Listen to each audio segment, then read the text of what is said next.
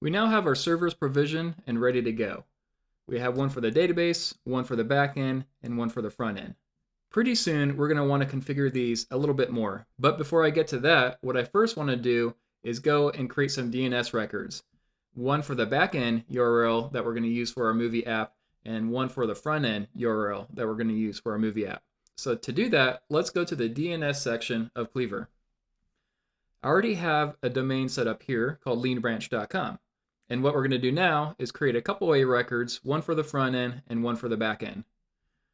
So let's do that real quick. Okay, for this first A record, let's go ahead and call it front end. And we're going to point that to movies-front end, and then we'll create that record. Now, let's go ahead and create a record for backend. So go ahead and type in backend, and then select movies backend, and create that record. And if we scroll down, we can see those two records here. We now have our A records all set up.